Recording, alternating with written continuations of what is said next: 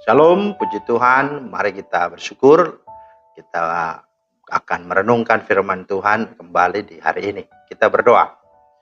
Betapa hati kami melimpah dengan syukur ya Tuhan, oleh karena kembali lagi Engkau menganugerahkan hari ini bagi kami setelah kami melewati malam yang indah bersama dengan Tuhan. Kami mau melandasi dengan merenungkan firman-Mu. Biarlah hikmat pengertian Roh Kudus yang menuntun hati pikiran kami. Dalam nama Tuhan Yesus. Amin. Bapak Ibu, firman Tuhan kita terambil di dalam 1 Korintus 2 ayat 9. Tetapi seperti ada tertulis, apa yang tidak pernah dilihat oleh mata dan tidak pernah didengar oleh telinga, dan yang tidak pernah timbul di dalam hati manusia, semua yang disediakan Allah untuk mereka yang mengasihi Dia.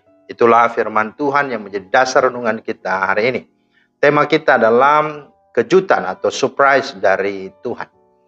Bapak Ibu, seorang yang bekerja yang disebut karyawan atau pegawai atau buruh pasti sudah mengetahui bahwa ia akan menerima upah atau akan menerima gajinya setiap bulan. Mengapa? Karena memang sudah ada kontrak kerjanya. Itulah berkat yang sudah diduga atau sudah direncanakan atau sudah taken kontrak.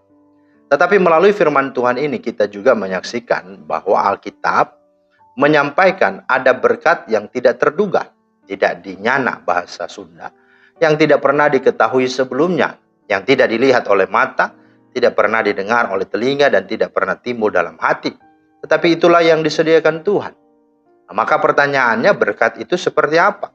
Yang pertama adalah berkat pemeliharaan. Kita tahu ada Daniel, Sadrak, Mesak, Abednego ketika ada di Babel. Mereka dipelihara Tuhan meskipun mereka tidak makan minum raja yang begitu atau mewah. Yang kedua ada berkat keberhasilan. Kita tahu Salomo ketika minta hikmat, tapi justru Tuhan memberikan segala yang lebih dari itu. Ada kemakmuran, ada nama baik, ada kekuasaan, dan segala berkat kekayaan. Tetapi juga ada berkat perlindungan dan penyertaan. Seperti Musa dengan bangsa Israel. Ketika terjebak ada di satu tempat, mereka tidak bisa untuk mundur, tetapi mereka harus melewati Laut Teberau. Tetapi Tuhanlah yang telah buat mujizat dan menyatakan mujizat di mana mereka bisa menyeberangi Laut Teberau itu. Nah, Bu Bapak Saudara yang dikasihi Tuhan Yesus Kristus, pertanyaannya siapa tentu yang sungguh menerima berkat-berkat kejutan atau surprise itu, yang sesungguhnya tidak kita sangka. Nah, Paulus dalam suratnya kepada jemaat Korintus menyatakan, kalau Tuhan menyediakan berkat-berkat yang seperti tadi, mengejutkan tak terduga, yang surprise itu adalah bagi orang-orang yang mengasihi Dia, ayat 9. Nah, orang yang mengasihi Tuhan itu seperti apa? Karena untuk sesama saja yang jelas-jelas terlihat, kita sulit bahkan tidak mengasihi, apalagi Tuhan yang tak kita lihat, yang tak berwujud.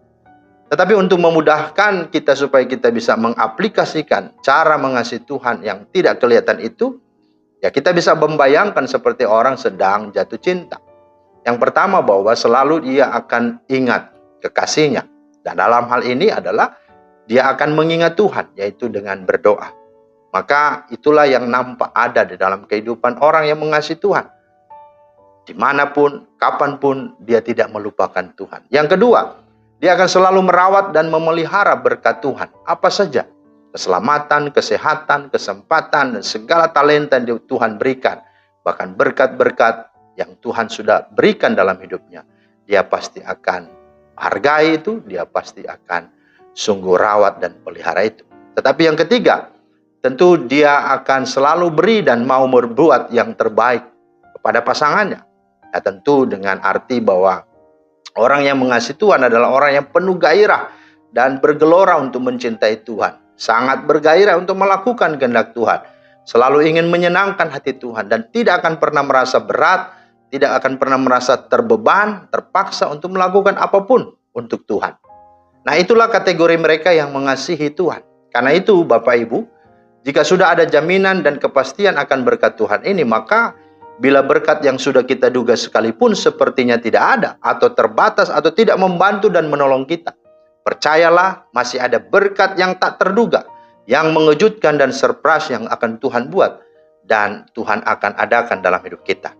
Karena itu, mari Hiduplah semakin mengasihi Tuhan dengan 3 perilaku yang ada yang disebutkan tadi, yakni berdoa intim dengannya, merawat berkat-berkat Tuhan, dan memberi atau berbuat yang terbaik kepadanya, serta senantiasa melakukan kehendak Tuhan dengan penuh gairah dan antusias, karena kita sungguh-sungguh mengasihi Dia, Tuhan Allah kita.